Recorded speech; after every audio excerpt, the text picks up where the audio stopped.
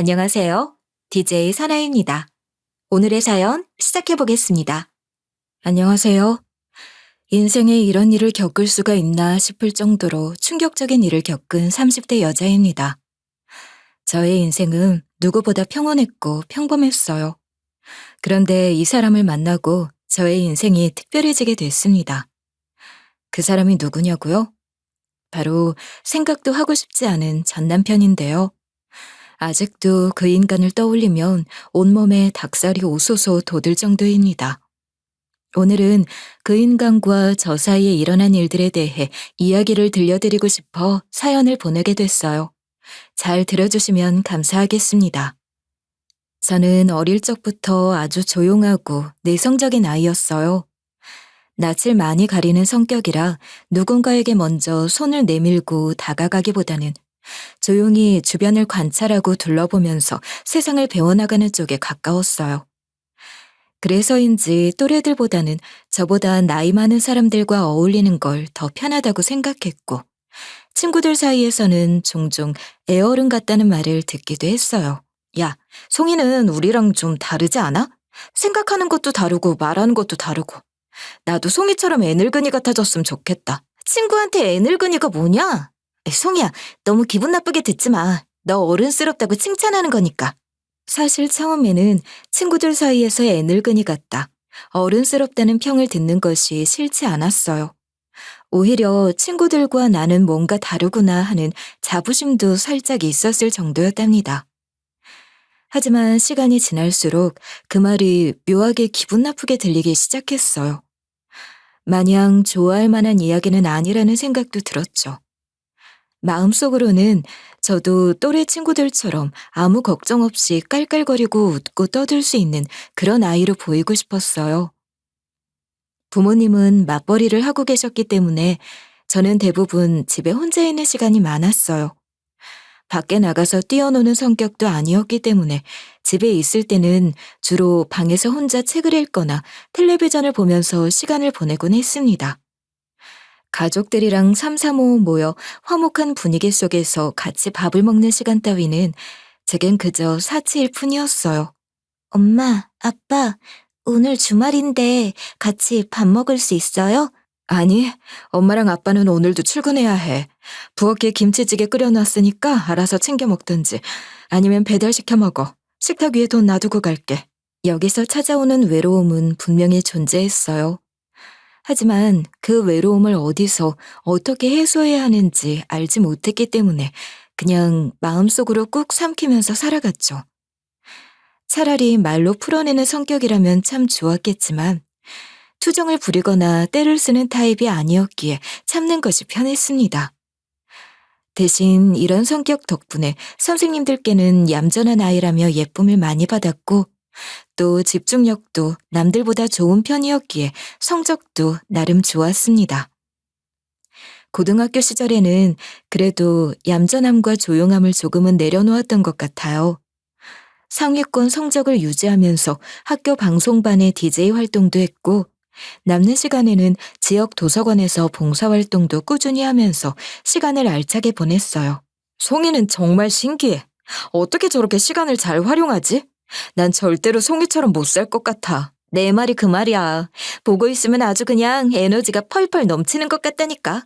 사실 고등학교에 들어와서 조금 활발해지기 시작한 이유는 더 이상 혼자서 허송세월을 보내고 싶지 않다는 생각도 있었고, 그와 동시에 사람들과 어울리고 싶다는 묘한 갈증도 있었기 때문이었어요. 부모님은 공부 말고는 딱히 제게 터치를 하지 않으셨고, 그래서인지 제가 뭘 하던 간에 말을 얹지 않으셔서 비교적 자유로운 환경에서 성장할 수 있었어요. 하지만 저는 자유를 얻었다고 해서 고삐 풀린 망아지 마냥 설치고 다니진 않았고, 그 자유 속에서 오히려 더 책임감을 가지고 저 스스로를 관리하며 살았습니다. 그러다 보니 자연스럽게 사람이 변하게 되더라고요. 대학은 지방 국립대로 진학하는 걸 선택했어요. 일단 국립이어서 등록금도 저렴했을 뿐 아니라 성적이 좋은 편이었기 때문에 장학금을 받으면서 학교를 다닐 수 있다는 메리트가 있었어요. 무엇보다 부모님께 등록금 부담을 드리지 않아도 됐기 때문에 딱히 선택의 여지 없이 국립대에 들어가게 됐습니다. 제가 선택한 전공은 행정학이었어요. 나중에 졸업을 하면 취업에 유리할 거라는 막연한 기대와 함께 전공을 선택했지만 막상 공부를 해보니까 행정학보다도 훨씬 더 흥미로운 분야가 많다는 것을 알 수 있었어요. 다양한 과 친구들을 만나고 이야기를 듣고 그러다 부전공을 선택해서 대학 시절에도 쉴 새 없이 바쁘게 살았어요. 제 인생에서 가장 빛나고 찬란했던 시기를 꼽으라고 하면 고민 없이 20대 초반, 대학을 다니던 시절을 꼽을 수 있을 정도로 말이죠. 동아리 활동, 봉사활동, 아르바이트. 그 어떤 것 하나도 놓치지 않고 열심히 살아갔던 저는 졸업 후 운 좋게 공기업의 계약직으로 취업을 할 수 있게 됐어요. 아무래도 공기업이었기 때문에 정규직 전환이 되는 것이 하늘의 별 따기 수준으로 어렵다는 것은 잘 알고 있었지만 대학이라는 공간을 벗어나 정식으로 사회생활을 시작했다는 것 자체가 제겐 정말 큰 의미가 있었습니다. 첫 출근 날, 많은 사람들 앞에서 씩씩한 목소리로 인사를 했던 것이 아직도 기억에 생생하게 떠올라요. 안녕하십니까? 이번에 인턴 계약직으로 입사하게 된 최송이라고 합니다. 앞으로 잘 부탁드리겠습니다. 이야, 우리 인턴 이제 막 대학을 졸업해서 그런가 목소리에 아주 파이팅이 넘치는데 앞으로 우리 회사에서 일하면서 많이 배워놔. 혹시 알아? 계약직 끝나면 정규직으로 전환시켜줄지. 네, 누구보다 열심히 하겠습니다. 사회생활은 생각 이상으로 호락호락하지 않았어요. 어느 순간에는 퇴사를 하고 싶다는 생각이 들 정도로 힘들었죠. 하지만 일을 배워가면서 뿌듯한 것도 많았고 얻는 것도 많았습니다. 첫 월급으로 부모님께 처음으로 빨간 내복을 선물해 드렸을 때의 기쁨. 그리고 제가 벌어서 사고 싶은 것들을 살 수 있다는 만족감도 있었어요. 그렇게 열정적으로 일하던 제가 남편을 처음 만난 건 바로 직장에서였어요. 다른 부서였기 때문에 얼굴을 마주칠 일은 별로 없었는데 사내 워크숍을 진행했을 때 같은 조로 배정이 되면서 자연스럽게 말을 트게 됐어요. 사실 첫인상은 그렇게 눈에 띄지 않는 편이었는데 시간이 지날수록 점점 눈에 들어오는 사람이었습니다. 차분하고 예의 바른 성격이었던 데다가 불필요한 말은 하지 않되 해야 할 말은 똑부러지게 하는 스타일이라 그 모습을 보고 약간의 호감이 생겼어요. 그래서 옆에 있던 동료에게 조심스럽게 물었죠. 저기, 내 옆에 앉은 분 말이야. 어디 부서라고 하셨었지? 어? 아, 민석 씨 말하는구나. 경영지원 1팀이야. 저분도 우리랑 같은 계약직인 걸로 알고 있는데. 왜? 혹시 마음에 드는 거야? 아니, 마음에 들기는 무슨 마음에 들어. 그냥 어디 부서인가 하고. 우리는 같은 부서 아니면 다들 층이 달라서 마주칠 일도 없으니까 서로 친해져서 정보 교환도 하고 그러면 좋을 것 같아서. 에이, 얼굴 빨개진 것 좀 봐. 내가 다리 좀 놔줄게. 기다려봐. 민석 씨! 야, 하지 마. 야! 입이 방정인 동료 덕에 저희는 그날 서로 번호를 주고받을 수 있었어요. 휴대폰 번호를 건네봤는데 정말 귀가 확 익어서 터져버릴 것 같았습니다. 너무 부끄러웠지만 동료가 아니었다면 아마 저 혼자서는 용기를 내기 힘들었을 것 같다는 생각도 들었어요. 그렇게 전화번호를 주고받고 몇 번 대화를 나누다 보니 첫인상보다 더 괜찮은 사람이구나 싶더라고요. 저희는 연락을 주고받으면서 마음을 공유했고 서로를 향한 마음을 확인한 다음 조심스러운 연애를 시작했어요. 처음에는 누군가를 만나서 사랑을 한다는 것 자체가 낯설었는데 시간이 갈수록 조금씩 관계의 안정에 익숙해져 갔습니다. 서로의 삶을 공유하면서 퇴근 후 카페에서 소소하게 이야기를 나누는 그런 일상이 저희의 하루에 자리를 잡아가고 있었어요. 남편은 정말 책임감이 넘치는 사람이었어요. 특히나 가족에 대한 사랑이 굉장히 애틋한 사람이었습니다. 아마 그런 감정 아실 거예요. 만나다 보면 이 사람과의 미래가 자연스럽게 눈앞에 그려지는 거. 당시에는 사랑이라는 감정보다도 이 사람이라면 인생을 함께 공유해 나갈 수 있겠다는 믿음과 안정감이 더욱 크게 작용했어요. 누구보다 가정적이었고 경제관념도 확실했으며 결혼에 대한 계획도 아주 구체적으로 세워두고 있는 사람이었던 남편은 저희 부모님께 처음으로 인사를 드릴 때에도 아주 겸손하게 행동했습니다. 그래서인지 과묵한 부모님도 남편을 보며 칭찬을 아끼지 않으셨어요. 요즘 이렇게 건강한 정신을 가지고 있는 젊은 사람 만나기가 참 어려운데 아주 마음에 드는 사윗감이네. 우리 송이 잘 부탁해요. 네, 아버님. 송이 씨 정말 행복하게만 해주겠습니다. 걱정하지 마세요. 그런데 결혼에 있어서 딱 하나의 난관이 있었다면 그건 바로 시어머님이었어요. 아버님께서는 남편의 어린 시절 돌아가셨고 어머님 혼자 남편과 시누이를 키우고 살아오신 분이었기에 어쩔 수 없이 약간의 억척스러움이 있을 수밖에 없었습니다. 처음 인사를 드리러 간 날, 저를 위아래로 쓱 훑어보는 그 눈빛을 보며 긴장을 하지 않을 수가 없었어요. 뭐랄까, 약간 못마땅해 하시는 것 같았다고나 할까요? 그래서 약간 부담스러운 면은 있었지만 어찌저찌 인사를 잘 마무리 짓고 저희는 무사히 결혼을 할 수 있었습니다. 그때까지만 해도 제 인생은 아무런 걱정 없이 행복하기만 할 줄 알았어요. 어떤 일이 찾아올지 꿈에도 상상하지 못한 채로 말이죠. 결혼 초반까지만 해도 남편은 굉장히 무던하고 또 다정한 사람이었어요. 제가 야근을 하고 남편이 일찍 퇴근을 하는 날에는 주차장에서 제가 퇴근을 할 때까지 기다려주었고 사람의 감정을 재빠르게 캐치하는 사람이었어요. 밥은 먹었는지, 일은 힘들지 않았는지 저의 하루를 물어봐주고 절 배려해주는 사람. 이처럼 남편은 굉장히 섬세하고 세심한 면모가 있었기 때문에 남편과 결혼하기를 참 잘했다는 생각을 매일같이 했습니다. 정작 제게는 남편이 가지고 있는 섬세함이 없었기에 더욱 잘 맞는다는 생각이 들었어요. 게다가 저희 부모님께도 참 잘하는 사위였어요.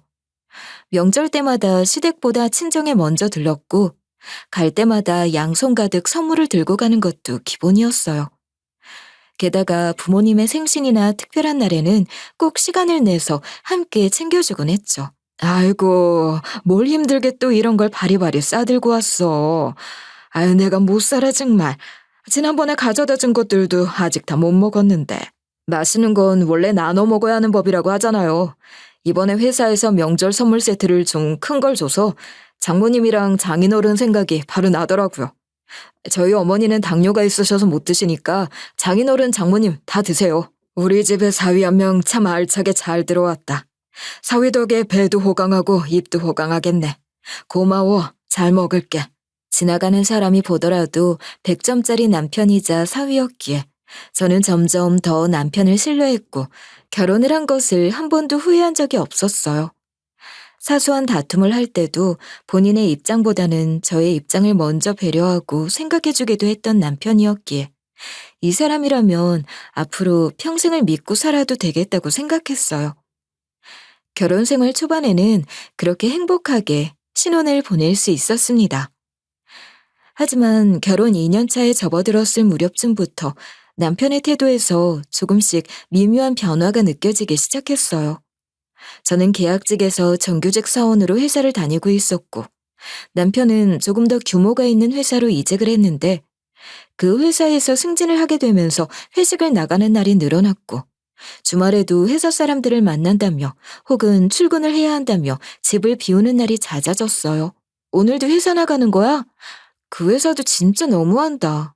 적어도 주말에는 사람 좀 쉬게 해줘야 하는 거 아니야? 그렇게 맨날 출근하면 피곤해서 어떻게 살아.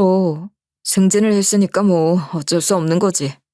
이런 건 내가 다 감수해야 하는 부분이라고 생각해. 밥 잘 챙겨 먹고 나 이따가 저녁에 약속 있어서 저녁도 혼자 먹어야 할 것 같아. 저녁만큼은 집에서 같이 먹지. 미안. 클라이언트 모임이라서 어쩔 수가 없네. 이해 좀 해줘. 이렇게 남편이 바빠지면서부터 저희 부부의 사이도 조금씩 소원해지기 시작했어요. 퇴근 시간이 점점 늦어졌고 퇴근하고 집에 들어와서도 휴대폰만 들여다보고 있는지라 자연스럽게 대화가 줄어들게 됐죠. 그런 모습에 내심 서운한 마음이 크게 들었지만 그래도 남편이 그만큼 바빠졌기 때문에 이해를 했습니다. 그러던 어느 날 제가 외근을 나가야 할 일이 생겼어요. 외부 출장을 가야 했기에 2박 3일 정도 집을 비워야 했죠. 그래서 전날부터 준비를 하면서 남편에게 출장을 가야 한다는 사실을 이야기했어요. 나 3일 정도 집에 없을 거야. 회사에서 출장 좀 다녀오라고 하더라고. 내일 바로 출발해. 아, 그래? 진작에 말하지. 그러면 돌아오는 날 몇 시쯤 들어오는데? 그거야 나도 모르지. 틈틈이 문자 남겨놓을게. 알았어. 잘 다녀와. 출장을 가 있는 동안 틈틈이 남편에게 사진을 찍어 보내기도 했고 일정을 보고하기도 했어요. 하지만 저에게 돌아오는 답장은 그 어떤 것도 없었습니다. 확인을 하고 답장을 하지 않기도 해서 뭐 하는 건지 궁금해서 전화를 걸었는데도 전화도 받지 않더군요. 나중에는 지금 일하고 있다고 바쁘니까 전화를 걸지 말고 문자를 하라고 짧은 답장이 돌아왔습니다. 그런데 그 답장에 묘하게 이질감이 느껴졌어요. 그런 거 아시죠? 불현듯 찾아온 여자의 불쾌한 감은 딱 맞아 떨어진다는 사실. 그렇게 2박 3일이라는 출장 일정을 마치고 집에 돌아온 날, 저는 짐을 풀고 바로 씻기 위해서 욕실로 향했어요. 그리고 그곳에서 아주 낯선 물건 하나를 발견하게 됐죠. 그게 뭐였냐고요? 바로 처음 보는 여성용 헤어밴드였습니다. 디자인도 색깔도 전혀 제 취향도 아니었기도 했고, 또 이런 걸 사용했었던 적이 없었기에 이게 왜 여기에 있는지 당황스러울 뿐이었어요. 그리고 동시에 심장이 저 아래로 쿵 하고 떨어지는 듯한 느낌도 받았습니다. 제가 쓰는 물건이 아니었으니까요. 하지만 최대한 침착하게 진정을 하고 그날 저녁 남편이 퇴근하고 돌아오자마자 헤어밴드를 건네며 조심스럽게 물었어요. 여보, 내가 오늘 돌아와서 바로 욕실에 갔더니 처음 보는 헤어밴드가 있더라고. 혹시 이거 누구 건지 알아? 자기가 쓰려고 산 건 아닐 거 아니야. 아, 이게 여기 있었네. 안 그래도 이걸 어떻게 찾아야 하나 난처했었는데. 무슨 소리 하는 거야? 이게 누구 물건인데? 이거 우리 회사 여직원 헤어밴드야. 내 물건이랑 서로 바뀌어서 나도 많이 당황스러웠거든. 그 직원은 면도기를 들고 갔고 난 헤어밴드를 들고 왔네. 그거 나한테 다시 돌려주면 내일 내가 갖다 줄게. 남편은 정말 아무렇지도 않은 듯 제게 손을 내밀었어요. 아니, 너무 태연하다 싶었습니다. 저는 너무 놀라서 심장이 두근거리고 손이 덜덜 떨렸는데 말이죠. 대수롭지 않은 듯 그 일은 유야무야 넘어갔지만 한편으로는 어딘가 미심쩍은 기분이 가시질 않았어요. 내 집에서 낯선 여자의 헤어밴드가 발견됐는데 기분이 좋을 사람이 대체 어디 있겠나요? 그 이후로 저는 남편의 행동을 유심히 살피기 시작했어요. 정확히 말하면 남편을 의심할 만한 건덕지들이 조금씩 늘어나기 시작했습니다. 남편의 휴대폰을 불시에 확인했을 때 통화 목록들과 카카오톡 대화 내용들이 이상하리만치 깔끔하게 정리가 되어 있다던가, 특정 시간대에 연락이 두절되는 일이 잦았고, 옷 매무새나 향수가 바뀌는 등 예전과는 확연히 다른 모습들이 눈에 보였습니다. 향수 또 바꿨어? 냄새가 어제랑 다르네? 아이고, 당신이 무슨 조향사야? 그냥 샘플로 받은 거 한번 뿌려봤어. 예전에는 향수향 독해서 뿌리기 싫다고 하더니 이제는 잘만 뿌리네. 나이 드니까 이런 향에 익숙해지게 되더라고. 당신도 한번 뿌려봐. 은은하게 향나는 거 나쁘지 않더라. 과하게 뿌리면 냄새가 나긴 하는데 나쁘진 않았어. 하지만 저는 그걸로 남편이 바람을 피고 있다는 것을 단정짓지는 못했어요. 심증만 있을 뿐 뚜렷한 물증이 없었기 때문이었죠. 그리고 그 무렵부터 어머니의 건강이 급격하게 악화되기 시작했어요. 평소에는 당뇨로 자주 병원을 들락거리셨기는 한데 하필 당뇨 합병증이 찾아오는 바람에 장기적으로 입원을 하고 퇴원하는 날들이 잦아졌어요. 아, 엄마, 진짜 당뇨약 좀 잘 챙겨 먹으라니까. 말을 지독하게도 안 듣더니 결국 이런 사단이 나네. 이것도 나름 스트레스인데 정말. 아까 간호사 선생님 하시는 말씀 들어보니까 주보호자는 한 명 이상은 꼭 와야 한다더라. 간병인들도 요즘은 하도 세상이 흉흉해서 못 믿는 추세라고. 난 회사 일 때문에 많이 바쁜데 오빠도 정신없지 요즘. 그렇긴 하지. 좀 고민이 되는데, 어떡하지? 우리 다 돌아가면서 한 번씩 하는 걸로 할까? 아, 맞다. 언니는 거의 정시에 퇴근하지 않아요? 그러면 우리 대신 언니가 주보호자 좀 해줄 수 있어요? 나나 오빠는 야근을 하는 날이 많으니까 언니가 해주면 좋을 것 같아서. 해줄 수 있죠? 제가 어머님을 직접 돌보라고요? 어머님은 절 별로 안 좋아하실 텐데. 본인 병수발 들어주는 며느리를 싫어할 시어머니가 세상 천지 어딨어. 당신이라면 다른 간병인들 쓰는 것보다도 훨씬 더 마음 놓고 어머니를 맡길 수 있을 것 같아. 좀 부탁할게, 여보. 남편과 시누이는 각자 일이 바빴기 때문에 어머님을 제대로 돌볼 수가 없었고, 그렇다고 간병인을 쓰기에는 영 못 믿어온 부분들도 있었기 때문에 어머님을 돌보는 일은 자연스럽게 제게 맡겨지게 됐어요. 사실 제가 돌봐드리는 것이 제일 마음이 편한 일이었지만 한편으로는 걱정을 안 할 수가 없었습니다. 어머님은 절 딱히 마음에 들어하지 않는다는 것을 누구보다도 잘 알고 있었거든요. 아니나 다를까. 병간호를 시작한 날부터 어머님은 절 보며 인상을 찌푸리기 시작하셨어요. 야, 네가 왜 날 돌보러 와? 넌 집에 가고 간병인 불러와, 간병인. 어머님, 아범이랑 아가씨가 어머님 저한테 부탁한다고 했어요. 간병인 따로 안 쓰고 제가 어머님 직접 보살펴 드릴 거예요. 난 너 마음에 안 든다고. 필요 없다고. 썩 사라지란 말이야. 하루, 이틀, 일주일. 절 볼 때마다 고성을 지르시는 어머님을 보며 주변에 있던 환자분들과 보호자분들도 저마다 한마디씩 말을 얹기 시작하셨습니다. 며느리가 시어머니를 잘 모시겠다는데 왜 그러는 거냐. 굴러 들어온 복을 제 스스로 걷어차는 것 같다. 대부분 이런 반응을 보이시곤 했죠. 어머님은 이 정도로 절 홀대하셨고 저도 그런 어머님을 견뎌내며 하루하루 지쳐가고 있었고 결국 견디다 못한 저는 남편에게 조심스럽게 이 부분에 대한 이야기를 꺼냈습니다. 어떻게든 해결을 제대로 보지 못하면 제가 정신이 나가버릴 것 같았거든요. 여보, 어머님 간호하는 거 말이야. 돈이 좀 많이 들어도 간병인을 고용하는 게 어떨까? 어머님이 내가 가서 돌봐드리는 걸 별로 안 좋아하시는 것 같아. 창피해하시는 건지, 아님 그냥 내가 싫으신 건지. 뭐? 그럴 리 없어. 어머니가 당신을 얼마나 좋아하시는데. 그냥 몸이 안 좋으셔서 예민해서 그러시는 거겠지. 간병인 그거 한 번 쓸 때마다 돈이 어마어마하게 깨지고 요즘 뉴스 보니까 안 좋은 기사들도 많이 뜨고 그러던데. 미안하지만 당신이 수고를 좀 해줘. 남편은 제 속을 아는지 모르는지 그저 어머님의 비위를 잘 맞춰드리기만 하면 된다는 말을 했습니다. 아픈 사람을 직접 돌보지 않는 사람은 그 고충을 알 턱이 없구나 라는 생각이 들더군요. 이때 알아차려야 했어요. 남편이 어떤 사람인지, 저희에게 어떤 말도 안 되는 일이 일어날지에 대해서 말이에요. 그렇게 어머님이 몇 번의 입퇴원을 반복하고 저도 병간 후에 점점 정신적으로 신체적으로 지쳐가던 어느 날 어머님이 병원 침대에서 떨어지는 낙상사고를 당하게 되셨어요. 원래 낙상사고의 경우 엉덩이 부분부터 떨어지거나 몸의 옆쪽으로 떨어지는 경우가 다반사인데 불행히도 어머님은 떨어지실 때 머리부터 떨어지시는 바람에 부상의 정도가 심각했습니다. 곧바로 정밀검진에 들어갔고 CT를 찍어본 결과 상황이 아주 심각했습니다. 어쩌면 최악의 경우 평생 의식 없이 식물인간으로 살아야 할 수도 있는 상황이었어요.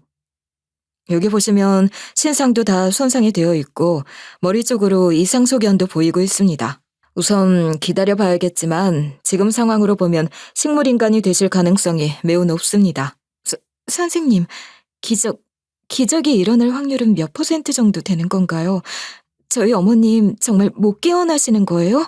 저희는 항상 만에 하나의 가능성을 두고 환자분들을 치료하고 있습니다.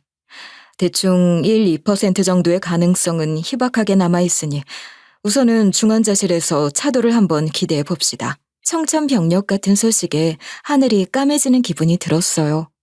정말 지독히도 절 구박하고 미워하셨던 어머님이었지만 정작 의식 없이 식물인간으로만 살 수도 있다는 이야기를 들으니 정말 억장이 무너져 내리는 것 같더군요. 저도 저대로 허망함을 느꼈지만 신우와 남편도 병원 측에다가 환자 관리를 제대로 하지 못했다며 울고불고 난리를 쳤습니다. 종합병원급이라면서 환자 관리를 어떻게 하는 거야 대체? 간호사들이 24시간 상주하는 거 아니야? 그런데 환자 하나 떨어지는 걸 못 막냐고 어떡해.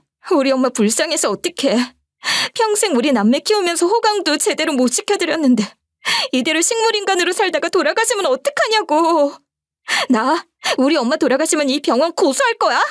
솔직히 신우와 남편의 행동이 좀 과해 보이기도 했지만 한편으로는 저렇게 목이 터져라 오열을 하면서 소리를 지르는 것이 이해가 갔어요.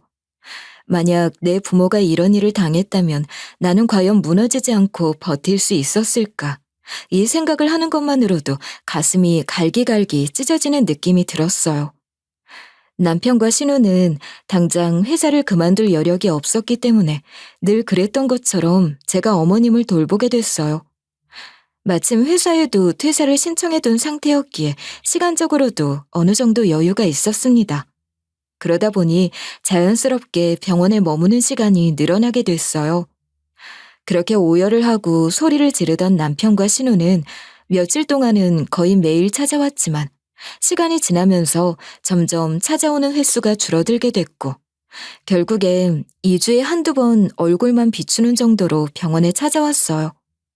솔직히 현실적으로 두 사람 모두 바쁠 수 있다는 건 이해했지만 그래도 한편으로는 자기 엄마가 저렇게 아픈데 일이 먼저인가 싶은 생각도 들었어요. 제가 전담으로 간병을 하다 보니 중환자실 간호사분들도 제 얼굴을 기억하게 되었고 하루에도 여러 번 들락날락하는 저에게 늘 따뜻한 말을 건네주셨어요. 보호자님들은 다 고생을 많이 하시는데 이렇게 며느님 혼자 와서 병간호하시는 분들은 거의 없으세요. 정말 효부이신 것 같아요. 네, 그래도 저희 어머님께서 저한테 잘해주셨어서요. 미운정 고운정 다 들었는데 저렇게 누워 계시니 마음이 영 안 좋아요. 얼른 훌훌 털고 일어나셨으면 좋겠네요. 네, 며느님께서 아주 지극정성으로 돌봐주셔서 환자분도 감동받고 기적처럼 일어나실 거예요. 저 중환자실에서 일한 지만 13년이 되었는데 식물인간 진단 받으시고 깨어나신 분들도 더러 계시거든요. 절대로 희망 잃지 마세요. 미우나 고우나 건강한 것이 제일 좋은 것이었기 때문에 저는 어머님께서 얼른 자리를 털고 일어나 주시기만을 바랬어요.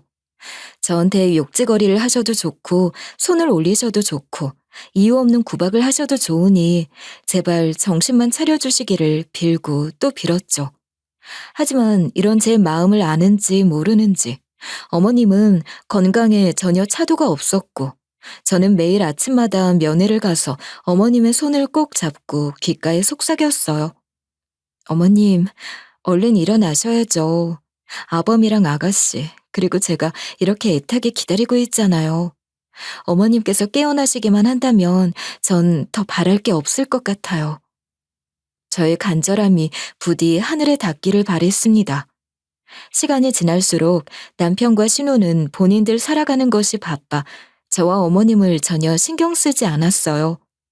남편은 집에 늦게 들어오는 시간이 늘어갔고 술에 취해 들어오는 날들도 다반사였죠.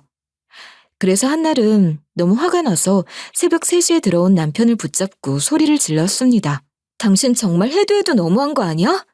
당신은 어머님이 중환자실에서 생사를 다투고 계시는데 목구멍으로 술이 넘어가? 또 잔소리. 당신이 알아서 잘 돌봐드리고 있는데 나까지 굳이 신경을 써야 해? 무슨 일이 생기면 당신이 나한테 제일 먼저 연락 주겠지. 이건 무관심이 아니라 신뢰인 거고 그만큼 당신을 믿고 맡기는 거야. 대체 무슨 소리인가 싶었어요. 남편의 마인드 자체가 이해가 가질 않았습니다. 보통 자기 부모님이 이 정도로 편찮으시면 자식들이 먼저 발벗고 나서서 병간호를 하거나 하지 않나요? 어머님이 언제 돌아가실지도 모르는 상황에서 천하태평인 남편을 보며 전 그저 답답한 마음만 가득이었어요. 그렇게 언제 끝날지 알 수 없는 병간호를 시작한 지 한 달 정도가 흘렀을 무렵이었습니다. 그날도 여전히 어머님의 병간호를 하고 있는데 잠을 설쳐서 그런지 잠이 너무 와르르 쏟아져 내리는 거예요. 그래서 저도 모르게 순간 잠이 들어버렸습니다. 졸지 않으려고 애를 쓰다가 풀썩 쓰러져 버린 것 같았죠. 그렇게 얼마간의 시간이 흘렀을까? 옆에서 누군가 절 흔들어 깨우는 것이 느껴졌습니다. 아차, 면회 시간이 다 되었겠구나 싶어 후다닥 자리에서 일어난 저희 눈앞에 믿기지 않는 광경이 펼쳐졌습니다. 어머님! 저를 흔들어 깨운 사람은 다름 아닌 아까 전까지만 해도 누워 계시던 어머님이셨어요. 그래서 전 꿈을 꾸는 줄로만 알았습니다. 하지만 생생히 느껴지는 피부의 촉감하며 따뜻한 히터의 공기하며 꿈이라고 하기에는 너무나도 생생한 느낌이었어요. 어머님, 이거 꿈 아니죠? 아니, 꿈 아니다, 아가. 나 깨어난 거 맞아. 어, 어머님, 괜찮으세요? 지금 바로 선생님들 모셔올게요. 아니다. 가만히 있어. 지금부터 내 이야기 똑똑히 들어라.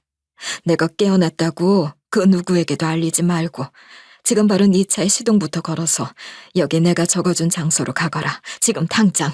네? 어머님, 하지만 선생님들께는 지체할 시간 같은 거 없어. 빨리빨리 움직여. 나중에 내가 다 설명해 줄 테니까 지금은 빠르게 움직이는 게 우선이야. 기쁨과 놀라움, 당황스러움이 한 번에 밀려들어와 어찌해야 할지를 몰랐어요. 제 손에 쪽지를 쥐어주시는 어머님의 눈빛이 너무나도 진지해 보였기에 묻고 싶은 것들이 한 트럭이었지만 전 한마디도 더 묻지 않고 병실을 빠져나와 손에 쥔 쪽지를 펼쳐보았습니다. 거기에는 알 수 없는 주소가 적혀 있었고 저는 내비게이션에 주소를 입력한 후 그 장소를 향했어요. 그렇게 한참을 달려 어머님이 알려주신 장소로 도착했을 때 저는 그곳에 보이는 광경들을 보고서 경악을 금할 수 없었습니다. 정말 엄청난 진실들이 절 기다리고 있었거든요. 어머님이 알려주신 그 장소는 생각보다 훨씬 외진 곳에 있었습니다. 인적이 드문 시골, 산 쪽이었어요. 내비게이션이 알려준 길을 지나서 한참 동안이나 포장되지 않은 울퉁불퉁한 흙길을 따라 달렸고 나중에는 가로등 불빛 하나 보이지 않았습니다.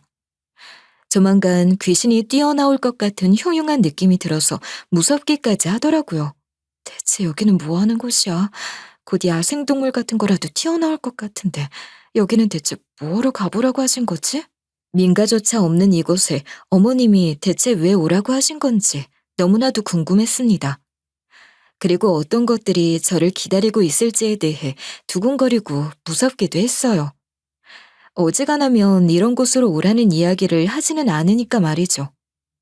그렇게 도착해서 차에서 조심스럽게 내려 한 걸음씩 내디딜 때마다 바스락거리는 낙엽 소리가 정적을 깨 부쉈고 점점 안쪽으로 발걸음을 옮기다 보니 오래된 묘지들이 모습을 드러냈어요.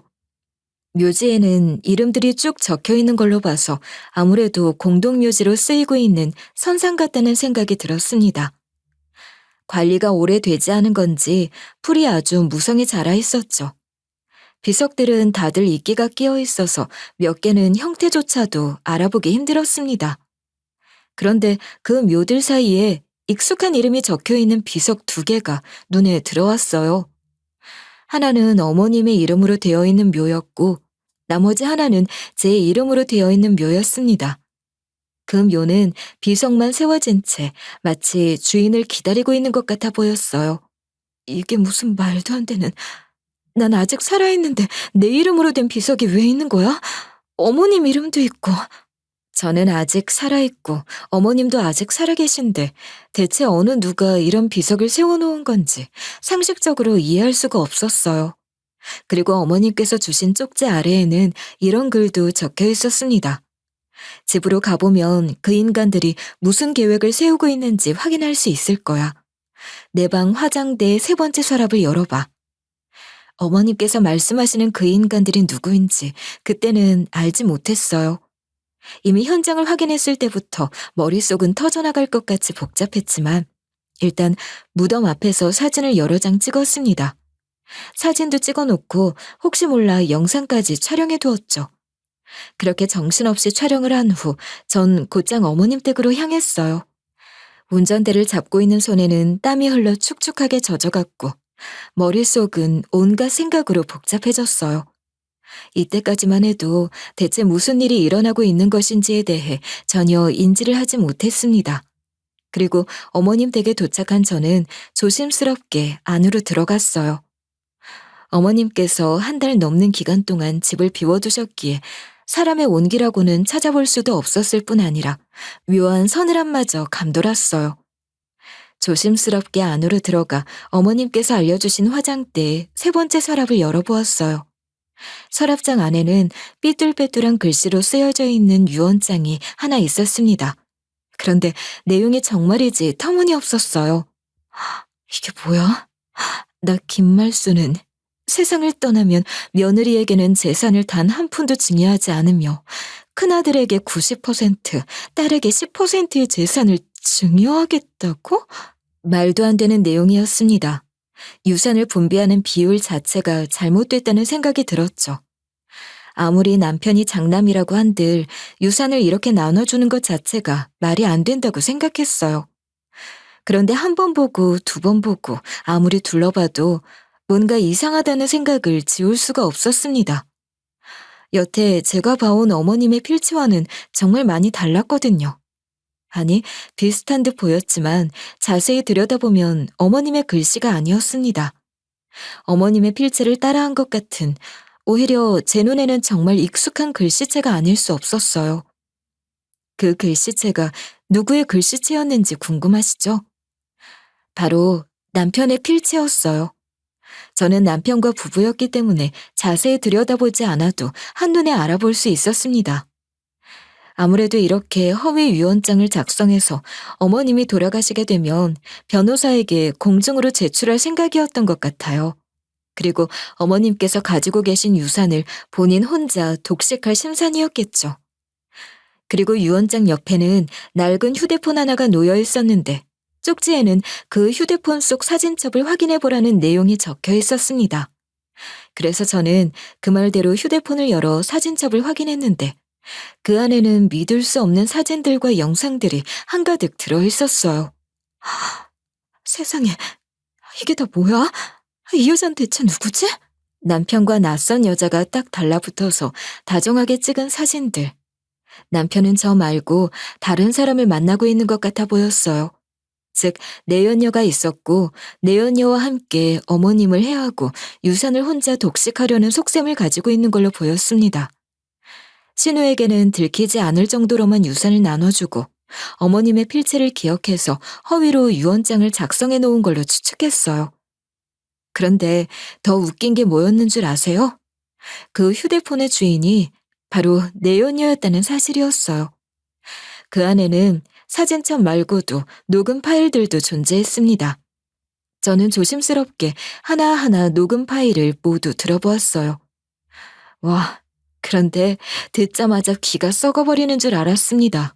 이거 어차피 사고로 위장하면 그만이야. 우리가 한 짓이라는 것도 모를 거고 어머니께서 사용하시는 병실은 2인실인데 지금 혼자 쓰고 계시니까 티도 안 나겠지. 아, 그래? 거기 병동 간호사들은 어때? 혹시나 낯선 사람이 왔다 갔다 하면 티가 날 수도 있잖아. 이상한 사람이라고 경찰에 신고라도 하면 어떡하게. 난 이 일 복잡해지는 거 딱 질색이야. 계획도 잘 세워야 하는 거라고. 내가 한번 테스트를 해봤는데 거기 병동 간호사들 관심도 없어. 그러니까 얼마든지 위장 가능하다는 소리야.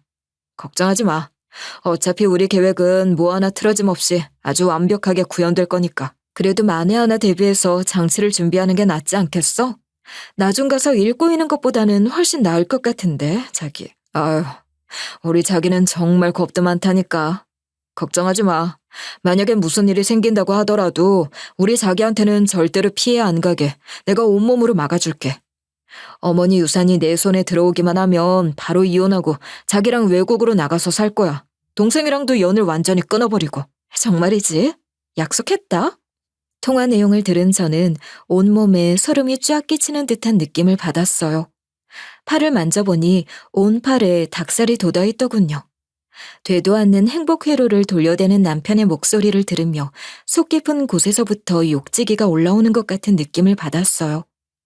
아내가 있는 사람이 바람을 핀다는 것도 이해가 가지 않았지만 어머님의 유산을 노리고 한 행동은 도저히 용서를 할 수가 없을 것 같았습니다. 대체 자기 어머니에게 고의로 피해를 입힐 생각을 어떻게 한 건지. 남편의 생각 자체를 이해할 수도 받아들일 수도 없었어요. 그리고 마지막 음성 메시지에는 남편과 바람을 피운 여자의 음성만이 들려왔습니다. 처음부터 끝까지 이 내용들을 다 들으셨을 거라고 생각해요. 이 인간은 돈을 위해서라면, 자신의 권력을 위해서라면, 가족도 아내도 없이 야망만 쫓는 아주 무서운 사람이에요. 이 사람의 더러운 면모를 부디 세상에 알려줬으면 하는 마음을 담아 음성을 녹음해서 저장합니다. 이 음성을 아내분께서 꼭 들어주시기를 바라고 또 바랍니다. 그리고 혹시나 해서 말하는 건데, 난 당신 남편 좋아한 적도 사랑한 적도 없어요.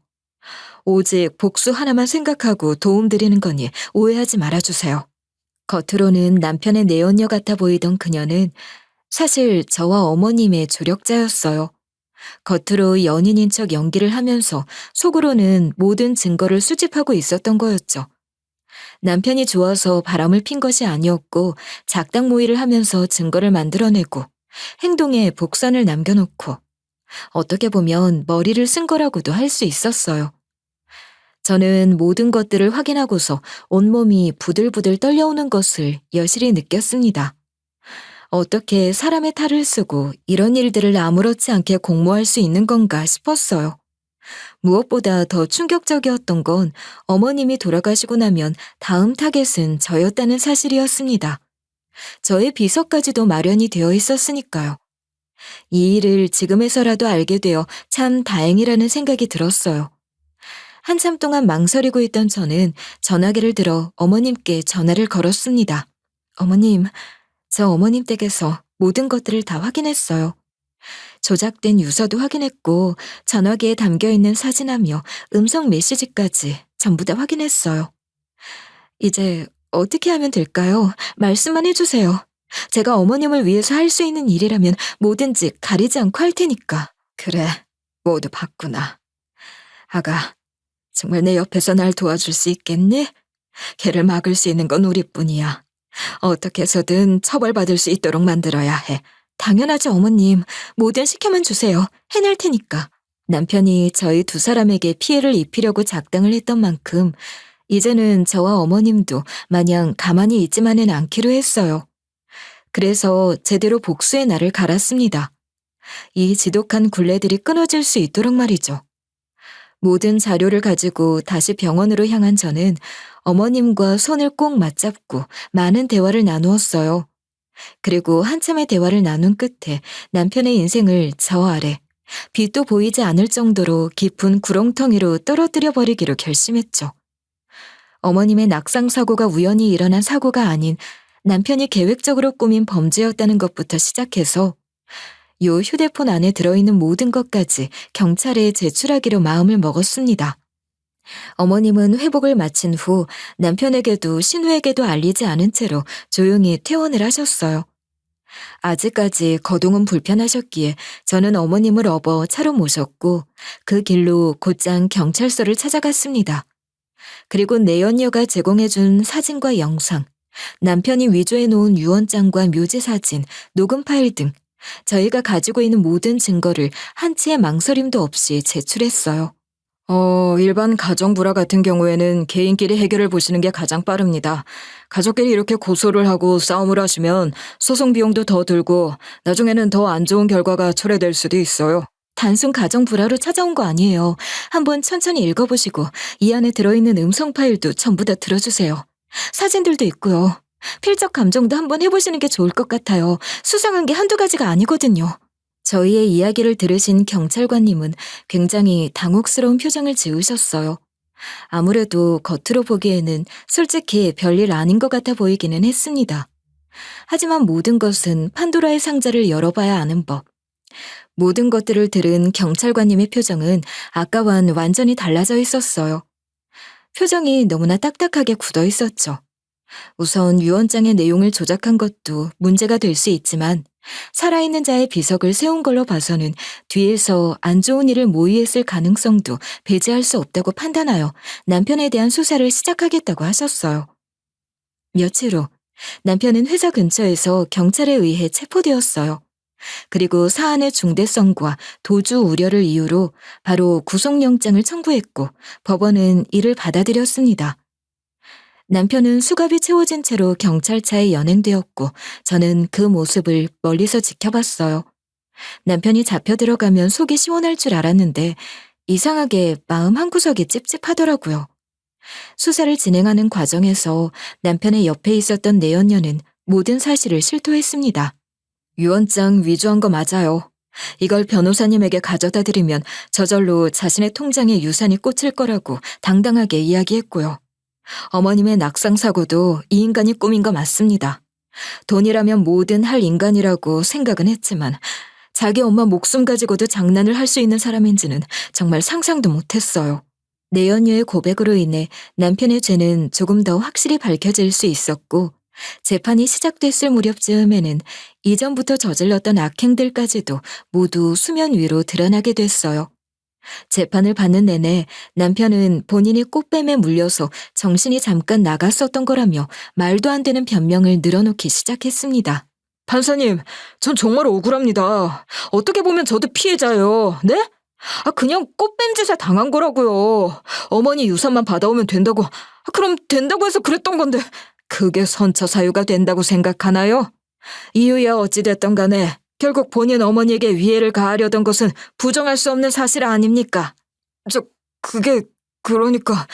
판사는 더 볼 것도 이야기할 것도 없다는 듯 한숨을 푹 쉰 채로 판결을 내렸어요. 남편은 모든 증거가 인정되어 집행유예 없는 징역형에 처해지게 됐고 남편과 함께 사건을 모의한 내연녀는 저희를 돕고자 했던 것이 인정되어 무죄를 선고받게 됐습니다. 그리고 그와 동시에 남편과는 완전히 이혼을 하게 됐어요. 재판이 끝난 후 저는 하늘을 바라보면서 깊은 한숨을 내쉬었어요. 끝까지 잘못했다는 말은 하지 않고 본인이 변명하기에 급급한 전 남편이 참 한심스럽게 짝이 없다는 생각이 들었어요. 그리고 어머님께서는 제 손을 꼭 잡아주시면서 제게 사과를 하셨어요. 미안하다, 아가야. 정말 미안해. 내가 너한테 모질게 군 건 다 이유가 있었어. 내 아들이 어떤 사람인지 난 진작에 알고 있었고 그동안 만나왔던 사람들이 어찌 되는지도 직접 두 눈으로 지켜봤어. 너마저도 그 손에 망가지는 걸 두 눈 뜨고 볼 수가 없었단다. 그래서 일부러 나를 세우고 널 끝까지 몰아붙였던 거란다. 많이 힘들었지 그동안. 아니요 어머님, 저 하나도 안 힘들었어요. 그래도 어머님이 그렇게 몰아붙여주신 덕분에 지금 이 일을 알 수 있었던 거라고 생각해요. 정말 감사해요 어머님. 어머님이 절 살리신 거예요. 알고 보니 남편은 여태까지 쭉 만나던 사람들이 많았고 어머님의 전략대로 나가떨어진 여자들이 정말 많았다고 했어요. 그런데 저만은 예외였기에 끝까지 본인을 포기하지 않고 모시려고 했기 때문에 구하고자 했던 생각이 들었다고 하시더라고요. 더 큰일이 나기 전에 말이죠. 어머님의 말을 듣고 나니 어머님께서 왜 저한테 그렇게 까칠하게 행동을 하신 건지 이해를 할 수 있게 됐어요.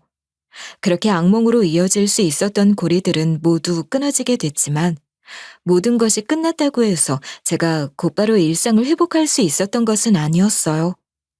거의 매일같이 악몽에 시달리면서 잠에서 자주 깨고 외출조차 두려워질 정도로 깊은 트라우마가 제게 남게 됐어요. 그래서 결국 견디다 못해 정신과 치료를 받으며 하루하루를 버텨냈고 시간이 흐른 지금에서야 조금씩 숨을 돌릴 수 있게 되었어요. 그래도 다행인 것 중 하나는 어머님 옆에 꼭 붙어 있었던 덕분에 악마 같은 남편놈의 민낯을 볼 수 있게 됐다는 것이었습니다. 트라우마는 남았지만 목숨은 지킬 수 있었으니 그걸로도 충분히 만족하면서 살아가고 있어요. 안 좋은 기억은 언젠가 휘발될 거라 믿으면서 말이죠. 세상은 여전히 불완전하고 사람은 시시때때로 마음이 변할 수 있지만 결국 진실은 드러나고 악은 그 대가를 받는다는 것을 믿고 살아가고 있어요. 어떤 일이 있어도 본인 스스로를 지켜내는 것이 중요하다는 사실을 꼭 기억해 주셨으면 합니다. 저의 긴 이야기를 들어주셔서 감사드리며 더운 여름 무사히 건강하게 잘 보내시기를 바래요.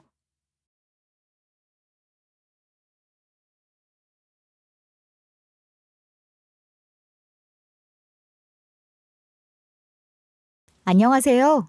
DJ 현희입니다. 오늘의 사연 시작해 보겠습니다. 안녕하세요. 저는 40대 초반 박선아라고 합니다. 여러분, 인지상정이라는 말이 있잖아요. 사람이라면 누구나 갖고 있는 보통의 정서나 감정 말이에요. 저는 지극히 평범한 사람으로서 그러한 정서 또한 갖고 있는 사람이었지만 제가 가족이라 생각했던 시댁 사람들은 그렇지가 않더군요.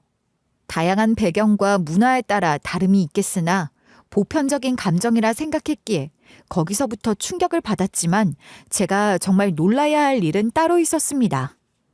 저는 지방광역시 출신으로 위로 오빠가 한 명 있는 막내딸이었어요. 조부모 때부터 집안이 경제적으로 여유로운 편이었지만 그렇다고 제가 공주처럼 사랑 듬뿍 받고 자란 막내딸이었던 건 아니에요.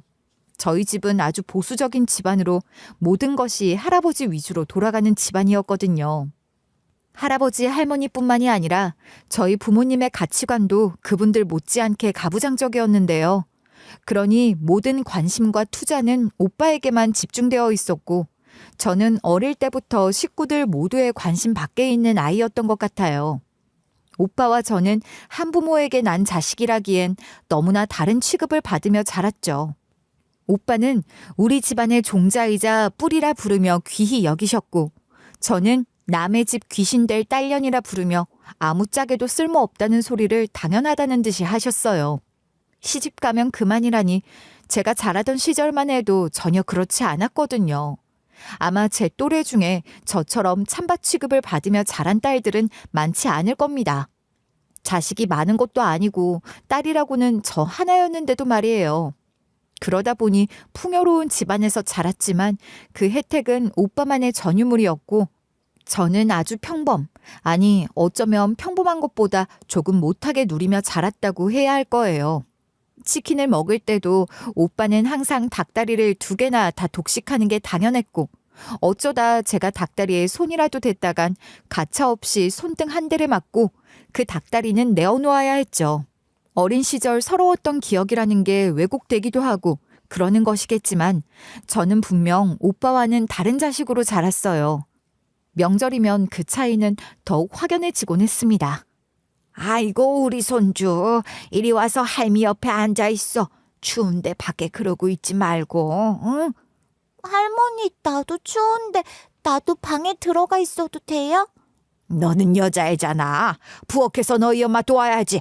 어디 계집애가 오빠 하는 거 다 따라하려고 해. 오빠가 나보다 나이도 많은데 왜 아무것도 안 하고 나만 해요? 어디서 말대답이야. 이 좋은 명절날 시끄럽게 하지 말고 얼른 부엌에 나가봐.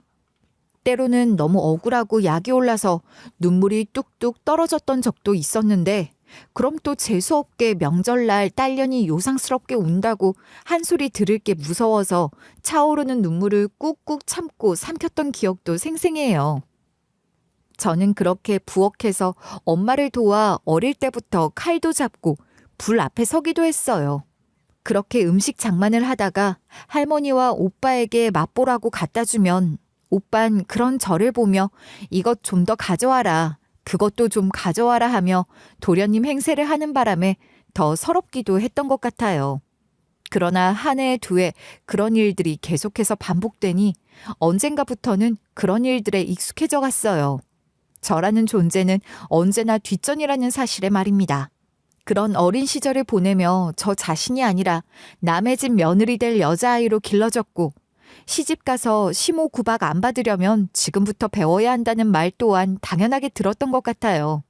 자존감이라는 것이 생길 수가 없었던 게 아닌가 그런 생각이 들 수밖에 없죠. 그래도 대학 공부는 시켜주셨어요.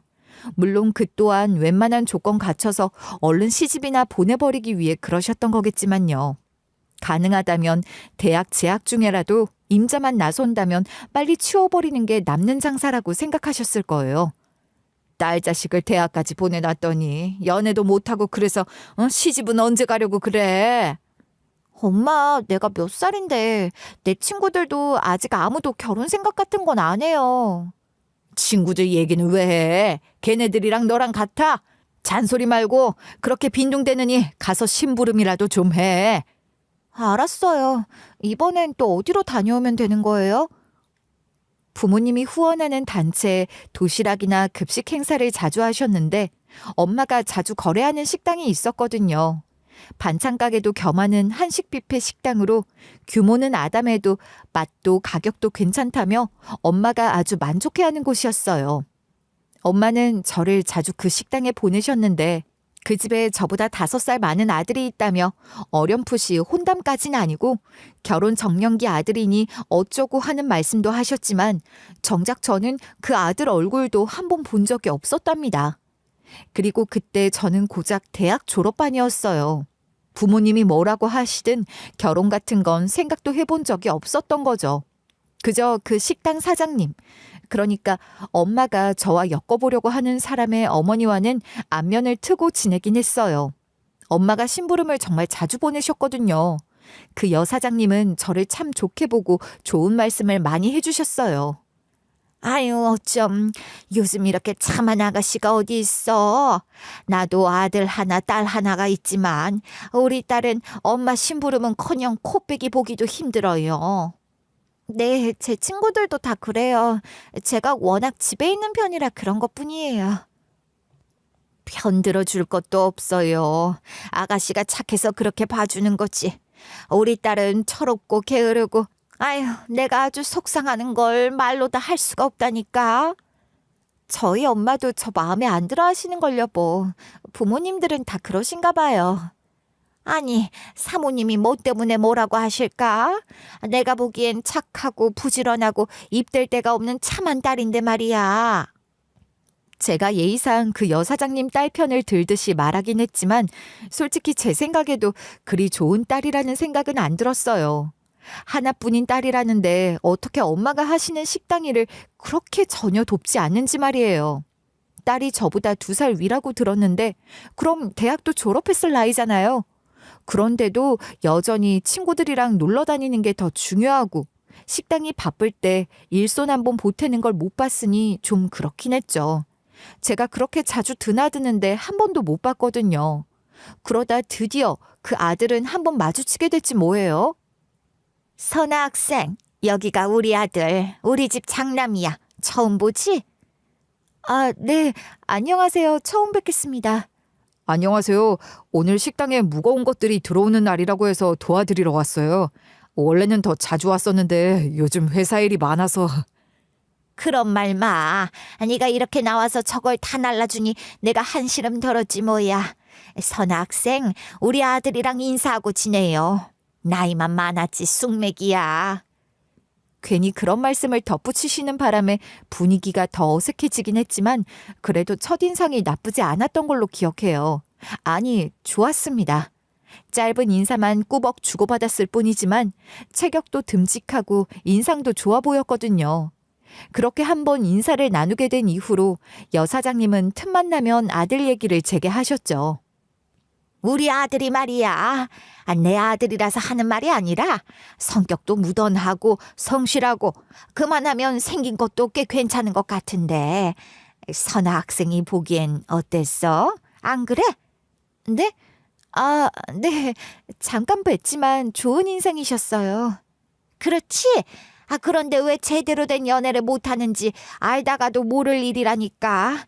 남중남고의 공대를 나와서 그러는지 영 여자 대하는 게 서툰가 봐.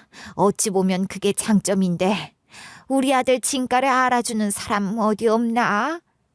좋은 분이시니 곧 인연도 만나시겠죠. 여사장님은 대놓고 제게 자기 아들을 만나보라는 말은 안 하셨지만 그런 식으로 계속해서 아들 얘기를 하며 제 반응을 이끌어내려고 하셨는데 거기서 제가 뭐라고 하겠어요. 판에 박힌 뻔한 대답만 할 밖에요. 그러다 그 여사장님이 저희 엄마에게 본격적으로 자기 아들과 저 사이에 다리를 놓아보면 어떨까 하는 얘기를 하기 시작하셨고 저희 부모님도 더 솔깃해지셨던 것 같아요. 얘 선아야, 너 그 식당집 아들 본 적이 있다며? 너도 괜찮다고 했다던데 말이야. 뭐 잠깐 인사만 나눈 거라서 잘 몰라요. 잘 모르는 게 어딨어. 그만하면 괜찮지. 홀씨 뭐라 해도 식당 하면서 자식 둘 키워낸 거 보면 생활력도 있는 집안이고 그 아들도 멀쩡한 회사 잘 다니고 있다잖아. 뭘 또 바랄 거냐고. 그 여사장이 사람이 참 괜찮거든요. 자식들도 잘 키웠을 거야. 더 볼 것도 없어. 그만하면 얘한테는 과분한 상대지. 부모님은 저를 앉혀놓고 제 의사와는 상관없이 두 분 생각을 나누며 그 사람이 제 짝으로 부족한 게 하나 없다는 말씀을 하시더군요. 지금이 무슨 조선시대도 아니고 제가 뭔가에 팔려서 시집을 가는 것도 아닌데 어쩜 그렇게 제 생각을 안 하시는 건지 알 수가 없지만 그게 부모님이 저를 생각하는 방식이셨던 것 같아요. 웬만하면 그 사람에게 시집가라는 부모님 뜻을 거슬렀다가는 매일같이 잔소리를 들을 게 뻔했는데 그게 싫기도 했고 당장 대학 졸업한 이후의 진로에 대해서도 불투명했기에 고민하다 결혼을 결심하게 됐습니다. 부모님이 등을 떠밀며 밀어붙여서 하게 된 결혼이었지만 그래도 남편이 싫지 않았으니 했던 거겠죠. 게다가 식당 여사장님, 그러니까 시모가 되신 분은 제게 정말 잘해주셨거든요. 저희 집과 거래를 오래 하셨으니 제가 친정에서 어떤 딸로 자랐는지 그런 것들도 어느 정도는 알고 계셨던 시모셨기에 더 저를 따뜻하고 살갑게 대해주려고 하시는 게 느껴졌어요. 사돈댁에서는 아들만 귀히 여기시는 것 같더라만 나는 그런 거 없다. 내 아들 못지않게 내 며느리 된 너도 귀하게 아끼며 살 거야. 어머님, 감사합니다. 저도 어머니께 딸처럼 잘할게요. 오냐 그래. 우리 그렇게 재미나게 오순도순 잘 살아보자꾸나. 아직 모르는 게 많아요. 많이 가르쳐 주세요. 내가 전생에 무슨 복을 지어서 이렇게 참한 며느리를 얻었나 모르겠다. 말만이라도 듣기 좋아. 아이고 우리 며느리. 어릴 때부터 소외당하는 찬밥 신세에 익숙해져 온 제게 살갑게 다가와 주시는 시모가 얼마나 감사했는지 모릅니다. 제게 말로만 그렇게 하신 게 아니라 실제로 시누이보다 저를 더 귀하게 아껴주셨어요. 시누이는 하루가 멀다 하고 시모에게 잔소리와 싫은 소리를 듣곤 했거든요. 넌 어제 대체 몇 시에 들어온 거야? 다 큰 기집애가 날이 새도록 술이나 마시고 돌아다니고 잘하는 짓이다. 어? 엄마는 왜 나한테만 그래? 오빠도 술 마시고 올 때 있고 그리고 내 친구들은 나보다 더해. 알지도 못하면서 정말.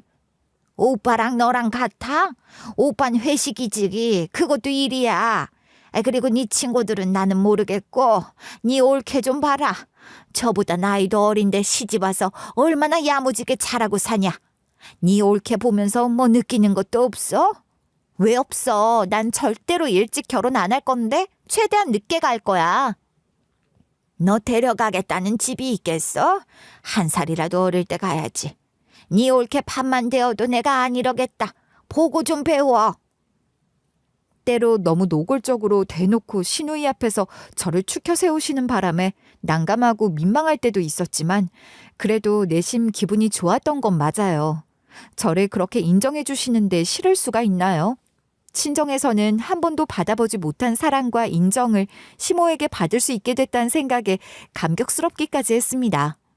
시모와 관계가 좋으니 남편과도 아주 잘 지냈어요.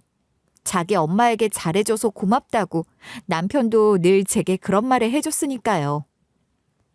친정 부모님은 저를 시집 보내시며 혼수라 생각하라고 변두리에 있는 건물 하나를 증여해 주셨거든요. 그렇게 제 몫을 먼저 챙겨주신 건 집안의 장손인 오빠 몫을 넘보지 말라는 뜻이기도 하다는 걸 저는 모르지 않았습니다. 그 정도 건물 하나 갖고 있으면 시댁에 얕잡아 보일 일은 없을 테니 네 할 도리만 잘하고 살면 된다. 알겠냐? 네, 아빠, 알겠어요. 아유, 이제야 한시름 놓이는 것 같다. 이제 네 걱정은 잊어버리는 거 아니냐. 잘 살아야 해. 결혼하면서 친정 재산을 증여까지 받았지만 저는 그게 썩 좋지만은 않았어요. 오히려 그렇게 제 몫을 내어주며 저에 대한 부모님의 최대한의 역할을 다하셨다고 생각하시는 것 같았고 조금 과장하자면 버림받았다는 생각마저 들어서 서글프기도 했던 것 같아요. 그런 제 마음을 알아주는 건 남편과 시모였고 그 마음을 받으며 결혼을 통해 생긴 저의 새로운 가족을 위해 정말 열심히 잘하고 살아야겠다고 다짐했답니다. 우선 친정에서 증여받은 건물 1층으로 시모 식당을 옮겼어요. 그건 제가 시모에게 먼저 제안했던 거였죠. 이전 가게는 월세 부담이 컸기에 열심히 일해서 장사를 그만큼이나 해도 남는 게 없다는 시모의 하소연을 많이 들었던 탓도 있었지만 저 또한 같은 생각을 했기 때문이에요. 어머니, 이제 아까운 월세 안 내도 되니까 좀 더 편하게 장사하세요. 그러시면 좋겠어요.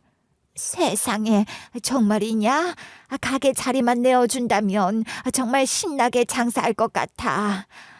당연하지. 월세 낼 때마다 속이 얼마나 쓰렸는데. 내가 며느리 덕분에 이런 호강을 다 한다.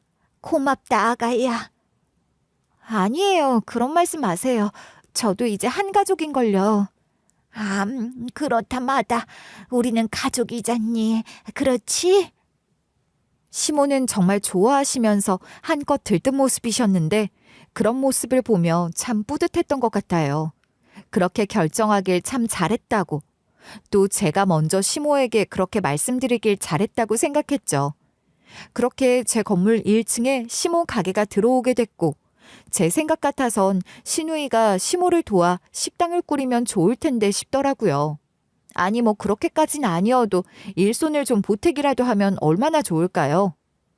그러나 시누이는 맨날 이리저리 싸돌아다니며 놀기 바쁘고 뺀질거리느라 진짜 시모 일을 전혀 안 돕는 겁니다. 시모가 속 터지는 게 당연한 거예요. 어디 속 터지는 것뿐인가요? 시모 혼자 고생하는 게 보기 안타까웠어요.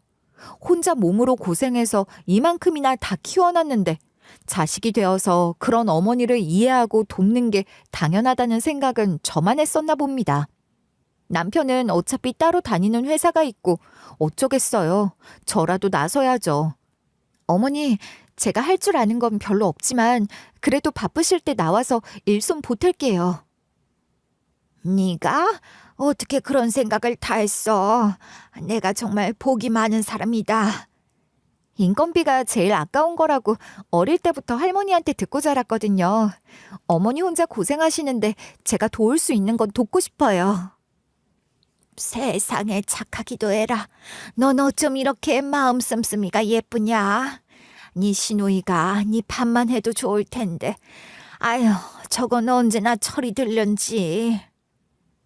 제가 그렇게 나가서 어머니 도우면 형님도 느끼는 게 있으시지 않겠어요? 그러실 거예요. 시모 안타까운 마음에 시누이 대신해서 식당 일을 돕겠다고 나선 것이고 바쁠 때 잠깐씩 일손을 보태려고 했던 것인데 막상 시작하고 나니 점점 제 일이 많아지게 되어버리더라고요. 처음부터 어느 정도 예상을 하고 있었고 각오도 했던 일이긴 하지만 제 예상과 각오를 뛰어넘는 수준으로 제게 부과되는 일과 책임이 많아지게 된 겁니다. 처음엔 뭐 아는 게 없으니 허드렛 일이나 도왔지만 어느 정도 식당 돌아가는 걸 알게 되고 나니 그때부턴 시모가 저를 탁 믿고 다 맡기시더라고요. 재료 주문하고 준비하는 것부터 시작해서 전반적인 주방 일은 물론이고 고객 응대의 청소까지 안 하는 게 없게 됐지 뭡니까? 그러니까 허드렛 일부터 시작해서 제일 중요한 일까지 제가 관여하지 않는 게 없었어요. 그래도 뿌듯했던 게 제가 주방까지 돌보며 내놓은 아이디어가 좋은 반응을 얻어 장사가 나날이 더 잘 되기 시작했다는 거예요. 게다가 월세도 따로 안 나가니 시모는 그야말로 대박이 난 거라고 할 수 있었어요. 그렇게 되니 시모가 그러시더군요. 나도 이제 늙어서 식당 일을 맡아 하는 게 여간 힘든 게 아니구나. 그렇다고 너한테 음식하는 걸 맡길 수도 없고. 그래서 말인데 주방장을 따로 고용할까 싶어. 어머님이 그동안 고생 많으셨죠. 네, 그렇게 하세요. 좋은 분으로 잘 구해지면 좋겠어요. 그게 문제야. 사람도 좋고 일도 잘하는 사람을 들여야 하는데 겪어보지 않고는 알 수가 없으니 말이다.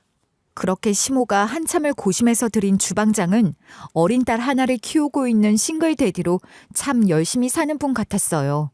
시모도 그분이 그런 절실함이 있는 사람이니 잘하지 않겠냐 하며 고용하신 거였죠. 게다가 그즘 저도 아이를 가졌기에 그 애틋한 마음이 더 절절하게 와닿는 것 같기도 했습니다. 저는 임신 중에도 또 아이를 낳고서도 계속해서 시모의 식당 일을 도맡아 했어요. 솔직히 시모는 말만 사장이고 일은 다 제가 한 거나 마찬가지였죠.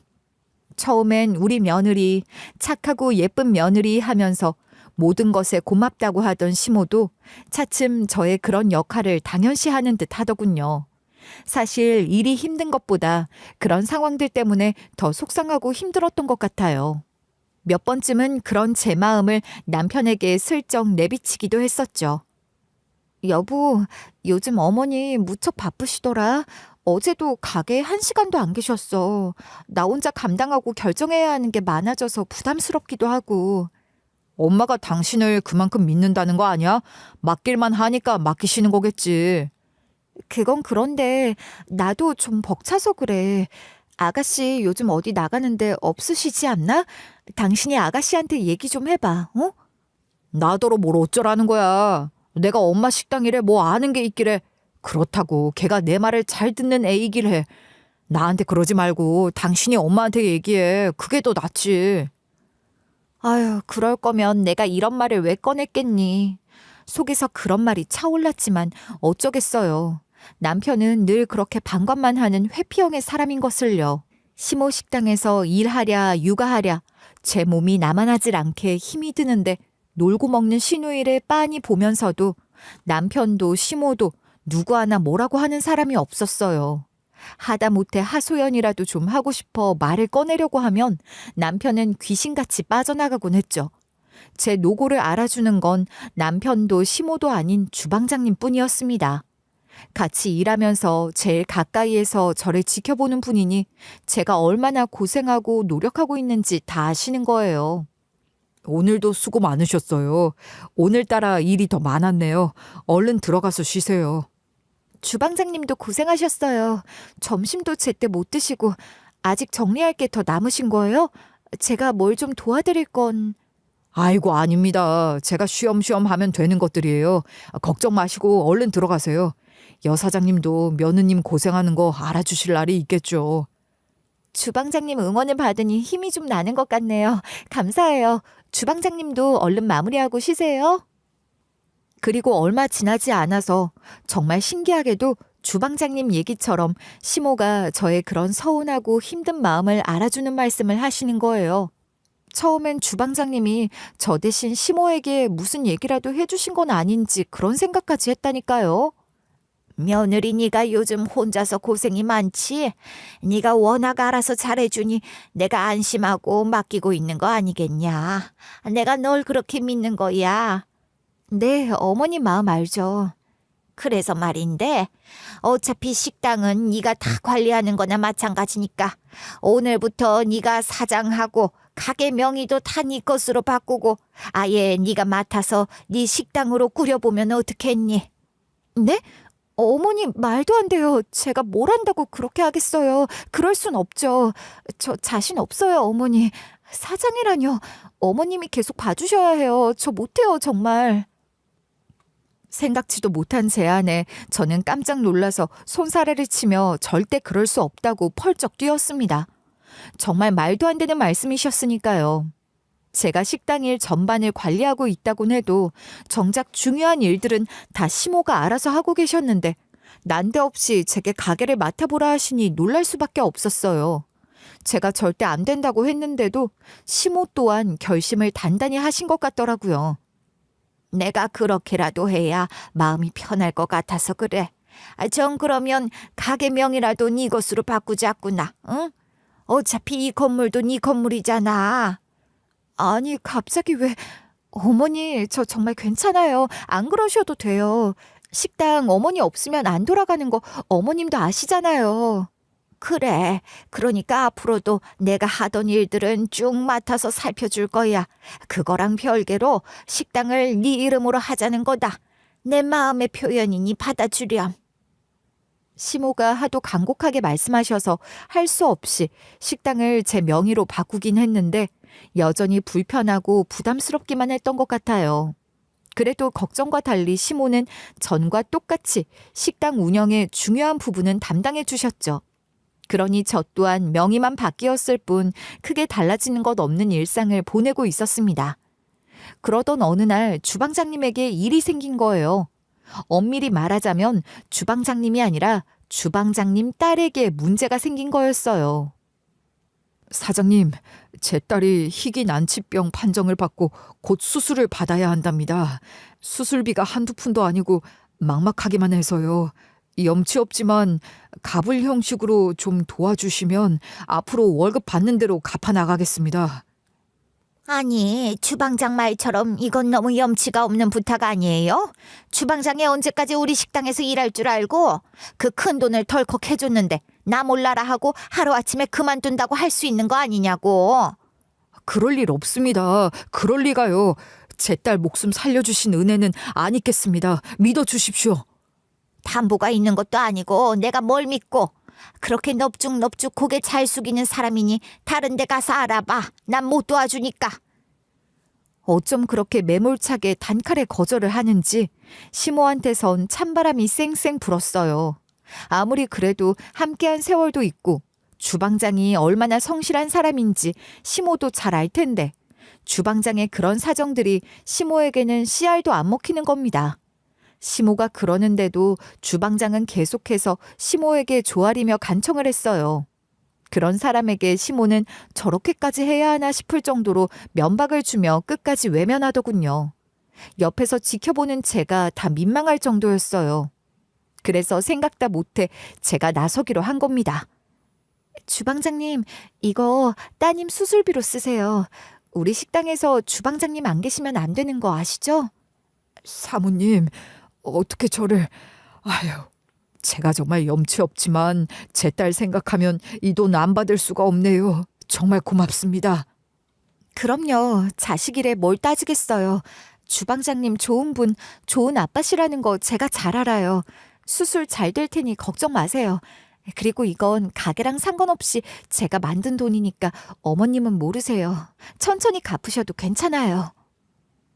주방장님은 눈물까지 글썽이며 몇 번이나 고맙다고 하셨고 월급 받는 대로 갚아나가겠다고 하시더군요. 그렇게 주방장님 딸은 수술 날짜를 잡고 무사히 수술을 할 수 있게 됐다고 해서 저 또한 얼마나 마음이 놓였는지 몰라요. 참 잘한 일이라고 생각했죠. 그러던 어느 날 장사 끝나고 마감을 하던 중에 주방장님이 제게 은밀히 무슨 얘기인가를 꺼내시더라고요. 시모는 늘 그렇듯 그날도 잠깐 들여다봤을 뿐이고 가게에는 저와 주방장님 둘만 있었는데도 무슨 큰 비밀 이야기라도 하시려는 듯 하시길래 좀 의아했던 것 같아요. 사모님, 여 사장님 절대 믿지 마세요. 무서운 분입니다. 사모님이 좋은 분인 걸 알기에 모른 척 할 수가 없네요. 네? 주방장님 그게 무슨 말씀이세요? 저희 어머님 말씀하시는 거예요? 어머님이 뭘... 예사롭지 않은 이야기를 할 거라는 걸 짐작은 했지만 시모를 믿지 말라니 그 말은 제게 쿵 하는 폭탄처럼 떨어졌던 것 같아요. 그런 절 보며 주방장님은 작은 카메라 같은 걸 하나 꺼내놓으며 그러시더군요. 사모님, 이건 제가 여기 냉장고에 설치해뒀던 소형 카메라예요. 딸 수술비 부탁했다가 여 사장님으로부터 인격적 모욕까지 당하고 심지어 그 모습을 제 딸아이가 다 봤다는 것에 큰 상처를 받았거든요. 또 한 번 그러신다면 참지 않을 거라고 증거라도 남기려고 이런 걸 설치해뒀던 겁니다. 카메라... 네, 주방장님 심정 이해해요. 어머님이 주방장님께 또 큰 실수를 하셨나요? 뭐라고 하셨던 거예요? 그게 아닙니다. 이 카메라에 담긴 건 여 사장님이 제게 퍼붓는 폭언이 아니에요. 저도 이런 게 여기 담길 줄은 꿈에도 몰랐습니다. 사모님이 꼭 보셔야 해요. 주방장님은 언젠가 어떻게 쓰일지 모른다는 막연한 생각으로 그런 카메라까지 설치했던 것인데 거기 담긴 믿기 어려운 사실을 혼자만 알고 있을 수는 없었다며 제게 그 카메라를 내보이셨어요. 그때까지도 저는 영문을 몰라 어리둥절했고 시모를 믿지 말라는 주방장님의 말만이 계속해서 제 머릿속을 뒤흔들고 있었던 것 같아요. 주방장님이 보여준 영상은 식당 쉬는 날 촬영된 것이었는데요. 평소에는 식당 근처에 얼씬도 안 하는 시누이가 주방에 나와 시모와 함께 이야기를 하는 모습이 찍혀 있었어요. 엄마, 대체 거물명의는 언제 뺏는 거야? 언제까지 코딱지만한 식당 하면서 힘들게 일할 거냐고. 난 정말 이 식당이라면 지긋지긋해. 내가 언제 식당 일 시킨 적이 있어? 지긋지긋하다니. 하여간 걱정 마. 이제 때가 된 것 같으니까. 확실해? 그럼 언제쯤 시작할 건데? 모든 게 다 걔 이름으로 되어 있으니 상황 잘 만들어서 다 뒤집어 씌우면 돼. 분명 제 귀에 들리는 말이 한국말이고 머리로는 무슨 뜻인지 다 아는 말인데 도무지 알 수가 없더군요. 시누이와 시모가 대체 무슨 말을 하고 있는 건지 알아들을 수가 없었습니다. 믿을 수 없는 일이라는 주방장님의 말이 무슨 말인지 어렴풋한 느낌만 들었어요. 시누이와 시모가 대체 무슨 작당을 하고 있는 것인지, 남편은 이 일을 알고 있는 것인지, 짧은 순간 머릿속에서 온갖 생각들이 휘몰아치는 것 같았는데 그 해답 또한 촬영된 영상에서 찾을 수 있었습니다. 오빠가 정말 잘해야 하는데 잘할 수 있대? 괜히 뭐 애 때문에 마음 약해져서 어쩌고 저쩌고 그러는 거 아니야? 걱정 마라. 네 오빠하고는 진작부터 다 얘기가 된 거야. 그렇게 못 믿어오면 지금 통화라도 한번 해보면 될 거 아니니? 그래, 그래야겠다. 오빠? 어디야? 옆에 올케 있어? 그럼 듣기만 해. 길게 말할 것도 없고 이제 슬슬 준비하자. 이 정도 살았으면 개명의 건물이라도 어느 정도 재산 분할 받을 수 있을 게야. 알겠니? 영상에는 남편의 목소리까지 담겨 있진 않았지만 남편 또한 시모 시누이와 뜻을 같이 하고 있다는 건 충분히 확인할 수 있었습니다. 그 이상 뭘 더 알고 싶지도 않았어요. 남편까지 한패라는 걸 알고 나니 그제야 오히려 머릿속 안개가 조금 걷히는 것 같더군요. 정신을 바짝 차려야 한다고 제 안에 무언가가 제게 강하게 말하는 것 같기도 했죠. 지금껏 속고 산 시간들, 그 시간 동안 제가 시모와 가족들을 위해 한 일들을 생각하면 미치지 않은 게 신기할 정도지만 그런 것들을 생각할 때가 아니라고 생각했어요. 그 사람들이 무슨 일을 벌이고 있는 것인지, 뭘 어떻게 제게 뒤집어 씌울 작정인지 그런 것부터 알아내야 했죠. 그 전까진 하루하루 장사하는 것에나 신경 썼지 식당 수익 같은 것에는 관심을 가진 적이 없었고 제가 관여할 필요도 없는 일이라고 생각했지만 이제 상황이 달라졌잖아요. 시모가 저를 철석같이 믿고 의심하지 않은 채 저를 무너뜨릴 궁리나하며 방심한 틈을 타 저는 식당 운영에 대한 부분들을 알아보기 시작했어요. 알고 보니 저 모르게 세무서 수익 신고도 안 하고 시모가 삥친 돈이 적지 않더군요. 아무리 시모가 실질적인 운영을 하고 있었다고 하지만 그래도 엄연히 제 명의로 된 식당이었는데 시모는 뒤에서 그런 짓을 저지르고 있었던 것도 모자라 그 모든 죄를 제게 뒤집어 씌울 작정을 하고 있었던 겁니다. 애초에 그러려고 가게 명의를 제 것으로 돌렸던 거겠죠. 거기다 위생 문제까지 만들어 저를 완전히 올가매려고 하는 듯한 정황도 포착됐어요. 그렇게 저를 궁지에 몰아넣고 이런저런 핑계를 만들어 이혼까지 시키려는 계획을 세운 모양인데 제가 모든 사실을 알게 된 이상 그렇게 되게 둘 순 없잖아요. 가만히 앉아서 당할 수 없다 이 말입니다. 주방장님이 냉장고에 설치했던 소형 카메라를 합법적 CCTV로 정당화해서 증거로 사용할 수 있는 방법도 없지 않다고는 들었지만 저는 보다 확실한 증거를 잡기 위해 전문가를 찾아 법률 상담부터 받았어요. 그 사람들이 제게 불리하도록 설정해 놓은 것들을 저야말로 제대로 뒤집기 위한 준비를 시작한 거죠. 그러려면 시간이 필요했고 그 시간을 벌기 위해 그 전까지는 저는 어떠한 감정적 대응을 일절하지 않기로 마음먹었습니다. 아무 일도 없는 척, 아무것도 모르는 척, 평소와 다름없이 식당 일하고 남편과 시모에게도 평소처럼 대하려고 노력했어요.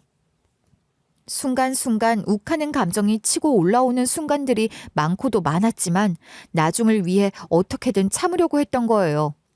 제 경우 식당 명의를 제 것으로 돌리긴 했지만 명의만 제 것이고 실질적인 운영은 여전히 시모가 관리를 한 셈이잖아요.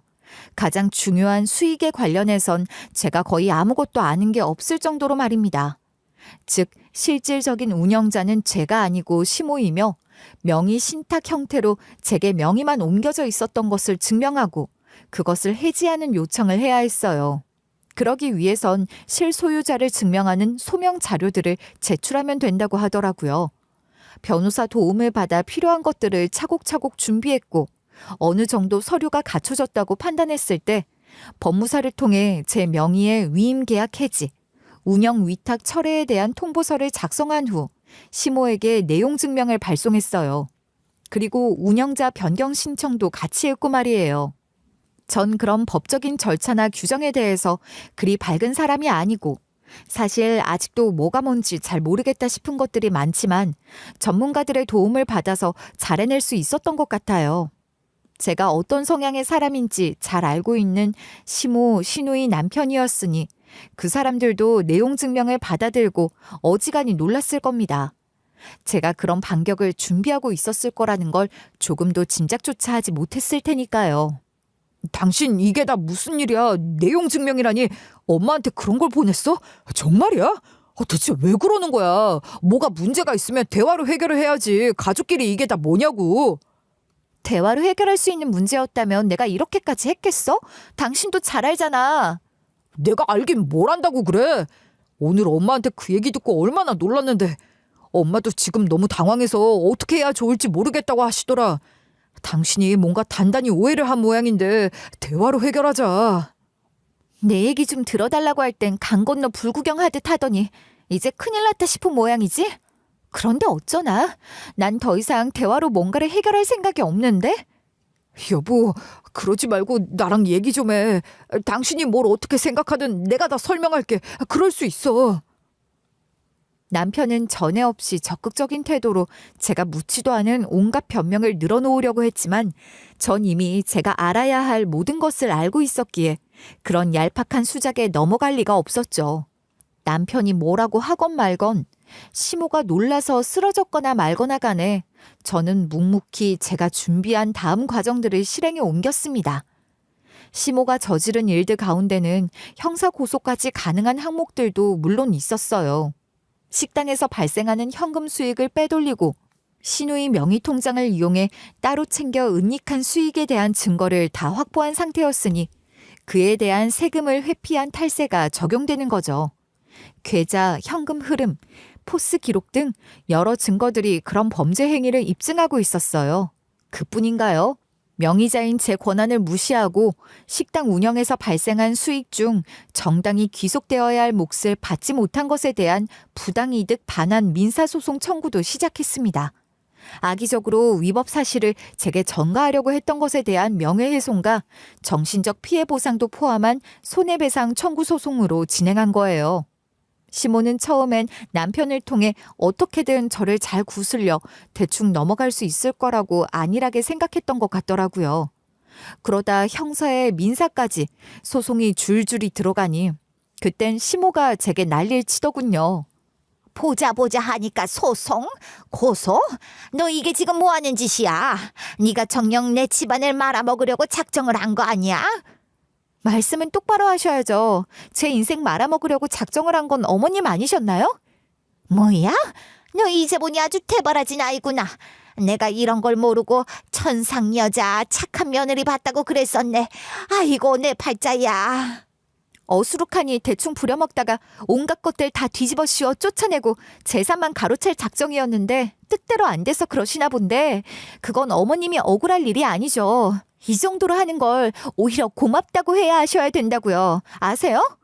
저는 시모가 두 말 못하도록 못 박아 말했고 소송은 예정된 절차대로 흘러갔습니다. 시모와 시누이는 세금 포탈에 대해 탈세액의 2배에 해당하는 벌금을 부여받았고 횡령과 배임에 대해서도 벌금이 부과될 게 확실시 되는 상황이었는데 공판일에 법정에서 시누이가 그 상황에 승복 못하고 아주 꼴값을 떠는 거예요. 법? 법대로 하는 게 이런 거야? 옳게라고 봐줬더니 야, 너 나보다 나이도 어린 걸 꼬박꼬박 언니라고 불렀던 게 다 억울하네. 어디 이런 걸 가족이라고. 하고 싶은 얘기가 있으면 할 얘기를 해요. 말도 안 되는 이상한 잡소리 하지 말고. 할 말은 없고 약은 오르니까 그러는 거잖아. 뭐야? 이게 진짜 뭘 먹고 환골탈태를 한 거야? 그동안 봐주고 살았던 건 나야. 어디 지금이라도 제대로 한번 나서줄까? 죄목 병합으로 집행유예 없이 실형 선고될 수도 있다던데 어디 콩밥 한번 먹어볼래? 그러고 싶으면 계속 까불어봐. 일부러 겁을 주려고 없는 말을 지어서 한 것도 아니고 있는 말을 그대로 했을 뿐입니다. 제가 그렇게 나가니 시누이는 제대로 겁을 먹었는지 꼬랑지를 확 내리고 아무 말 못하더군요. 그렇게 소송은 계속 진행됐고 부당이득 반환에 대해서도 제 몫을 청구했고 정신적 피해와 명예훼손에 대해서도 손해배상을 받을 수 있게 됐어요. 그리고 이혼 소송을 시작했죠. 이혼이라니. 엄마랑 내 동생이 자기한테 큰 잘못을 한 건 알지만 그건 나와는 아무 상관도 없는 일이고 또 그 일에 대해서는 법으로 심판을 받았잖아. 그 일 때문에 우리가 이혼해야 할 이유가 없어. 상관없는 일? 내가 다 알고 있는데 어디서 그런 소리를 해. 처음부터 지금까지 줄곧 방관자이자 공범이었어. 알아? 그래, 인정해. 내가 당신한테 잘못한 게 많지. 알아. 그래서 앞으로는 정말 잘할 거야. 엄마고 동생이고 다 필요 없고 당신이랑 우리 아들 잘 키우면서 우리 세 식구 행복하게 살 생각만 한단 말이야. 그러니까 다시 생각해줘. 아니, 난 그럴 생각 전혀 없으니까 딴 데 가서 알아봐. 우리 세 식구? 기가 막힌다. 그럴 말할 자격이 있다고 생각하니? 남편의 그깟 사탕 발림에 흔들렸을 마음이라면 애초에 이혼 소송 같은 걸 시작하지도 않았을 거예요. 제 결심은 확고했고 누구도 저를 막을 수 없었죠. 식당 장사 좀 잘 되기 시작하면서부터 바람이 든 건 심호만이 아니었어요. 남편도 그때부터 회사 그만두고 사업이나 해볼까 하는 소리를 하기 시작했는데 제가 그거 반대한다고 입 대빨 나와서 삐진 걸 달래느라 카드를 하나 만들어줬었거든요. 그랬더니 그걸 아주 신나게 긁고 다니더군요. 그때 아니라는 걸 알아봤어야 했는데 그래도 애 아빠고 제가 평생을 함께하기로 약속한 사람이라는 생각에 봐주고 참아줬더니 그 대가로 제가 돌아온 게 뭐냔 말입니다. 나는 그래도 널 가족이라 생각했지. 내 남편이니까. 그런데 넌 그런 나를 두고 네 엄마, 네 동생이랑 작당해서 나랑 이혼하고 재산 분할 받을 생각을 해? 내 재산에 네 지분은 없어. 그 말 정말 섭섭하게 하네. 그래, 당신 말이 다 맞다고 치자. 아무리 그래도 이혼을 할 때는 법으로 정한 재산 분할이란 게 있는 거야. 어디 어떻게 되나 법정에서 시시비비 가려보자고. 그러시든지. 이제야 본색 드러내는 거니? 결국은 너도 내 재산에 눈독 들였던 거지. 남편 앞에서 도끼 제대로 품고 바른 소리 맘껏 질러댔지만 한편으론 너무나 허무하고 씁쓸했습니다. 부모님 성화에 등 떠밀려서 한 결혼이라고는 하나 진심으로 행복하다 여기며 살았던 시간들이 있었고 아이까지 낳아 미래를 생각하며 살았는데 어쩌다 이렇게까지 되었나 싶은 생각이 드는 게 당연하잖아요. 아무리 그럴만해서 하는 이혼이라고 하더라도 이혼 그 자체는 참으로 슬픈 일이었던 것 같아요. 제 인생에서도 그렇고 제 아이를 생각해서도 그렇더라고요. 그러나 그건 어디까지나 감상에 불과한 것이고 이혼 소송은 현실이죠. 저는 제가 큰 소리 친 것처럼 제 재산에 대해 남편 지분 없음을 인정받고 친정에서 증여받은 건물을 고스란히 지킬 수 있었습니다. 그렇게 챙길 것 다 챙겨서 이혼했어요. 양육권이요? 당연히 제가 가져왔고 남편은 제게 양육비도 지급해야 하는 신세인 거죠. 저는 이혼을 쟁취했다고 생각했어요. 그런데 친정 부모님은 그런 절 이해해주지 않으시더군요. 처음 제가 소송을 한다고 했을 때도 한바탕 난리가 났었거든요. 얘 그냥 좀 조용히 살면 안 됐었니? 꼭 일을 이렇게 시끄럽게 만들어야 해? 이혼이라니 그것도 소송까지 하겠다고 이 난리법석이야. 딸 자식 하나 있는 거 일찌감치 치우고 잊어버리고 사나 했더니 그거 하나 잘 살아내지도 못하고 집안 망신을 시키냔 말이다. 지금이라도 다시 생각해. 정서방이 나한테 찾아와서 무릎 꿇고 빌더라. 평생 잘하겠다고 하는데 그렇게 휘어잡고 사는 것도 괜찮지 뭘 그러냐. 엄마 아빠 죄송한데요. 제 결혼은 두 분 뜻대로 시키셨을지 몰라도 이혼만큼은 두 분 말씀대로 못할 것 같아요. 저도 이제는 제 인생 제가 결정하며 살아야죠. 제가 40 넘은 지가 언제인데요. 그렇지 않습니까? 어려서부터 부모 사랑, 인정 한 번도 받아본 적 없이 자라면서 상처받고 울기도 많이 울었지만 이제 저는 그런 어린애가 아니잖아요. 그래서 네가 지금 부모 뜻 거스르고 기어이 네가 하고 싶은 대로 하겠다는 거냐? 이제 부모고 뭐고 다 필요 없다 이거야? 그러니까 아버지 말씀은 그래도 좀 참고 살려고 노력이라도 해보라는 거다. 섭섭하게만 생각하지 말고 다 일리 있는 말씀이니 새겨들어. 제가 왜 참고 살아야 해요? 지금까지 참고 희생하며 산 것만으로도 충분해요. 잘못한 거 하나 없이 더 이상 이렇게 살진 않아요. 깨끗하게 이혼하고 제 권리 찾을 겁니다. 아이고, 이제 아주 부모고 뭐고 다 제 발 아래 두려는 게 아니고 뭐야. 네가 어디서 왔는데 내가 네 애비다. 어디서 그런 소리를 해. 애물단지 하나 끌어안게 생겼어. 어휴. 친정에 손 벌리거나 아쉬운 소리 할 일 없으니 걱정 마세요. 오기가 생겨서 친정 부모님 앞에서 울부짖듯이 큰 소리 탕탕 치고 와서 전 큰 결심을 했어요. 제 건물 1층에 제 이름을 걸고 새로 식당을 오픈할 결심 말이에요. 처음엔 아무래도 식당을 하긴 좀 벅차다 싶어 겁이 나서 그냥 자그마한 반찬 가게 하나를 해볼까 했었는데 주방장님과 의기투합해서 식당을 해볼 생각입니다. 저희 주방장님이야 뭐 일 잘하고 믿을 수 있는 분이시니 함께 해주기만 하신다면 더 이상 든든할 수가 없는 거죠. 그렇게 본격적으로 식당 오픈 준비를 하면서 주방장님 도움을 많이 받았어요. 저보다 여러모로 경험도 많으시고 현명하게 대처해 주시는 부분이 많았거든요. 게다가 식당 공사만 해도 그래요. 여자 사장 혼자 하는 장사라고 깔보는 게 바로 느껴졌는데 주방장님이 딱 나타나니 눈치도 보고 말도 조심해서 하고 태도가 완전히 달라지더라고요. 어이없었지만 주방장님이 함께여서 천만다행이라는 생각이 들었어요. 그렇게 저희 두 사람이 함께 식당을 연다는 게 이전 시댁 사람들 귀에도 들어갔을 테고 하루는 전 남편이 잔뜩 상기된 얼굴로 저를 찾아와서 그러는 거예요. 주방장이랑 둘이 식당을 해? 뭐야, 그 사이 둘이 정분이라도 난 거야? 이혼한 지 얼마나 됐다고? 너 혹시 이러려고 이혼한 거 아니야? 둘이 바람이라도 났던 거 아니냐고. 말이면 다 하는 줄 알아? 기가 막혀서. 말 안 되는 거 알면 거기까지만 하고 가라. 더 있다가 나도 가만히 안 있을 거야. 애한테 부끄럽지도 않니? 참 못났다 정말. 뭐가 괜히 찔리니까 그러는 거 아니야? 뭐라도 하나 걸리기만 해. 위자료 소송 다시 해서 다 받아낼 테니까. 정말 한심하다. 왜 그것밖에 안 되는 거야? 애 생각해서라도 좀 잘 살아. 제발 부탁이다. 제 전남편이란 인간이 이것밖에 안 되는 인간이에요. 한다는 생각이 어쩜 그렇게 수준 이하인지. 주방장님 안 계실 때 찾아와서 그날일이 쳤으니 망정이지. 여러 사람 불편하고 황당할 뻔했지 뭐예요? 하여간 끝까지 실망만 안겨주는 인간입니다. 주방장님과는 전혀 그런 분위기가 없는 거냐고 궁금해하실지도 모르겠는데요.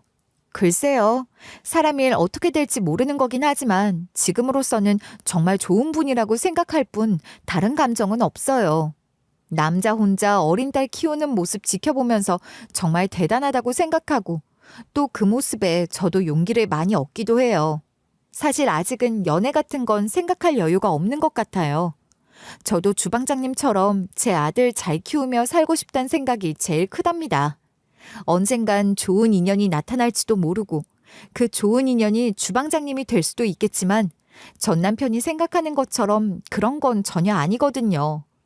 전 남편이 했던 말 그대로 하고 싶진 않지만 이혼한 지 얼마나 됐다고 말이에요. 그 말은 맞는 말이죠.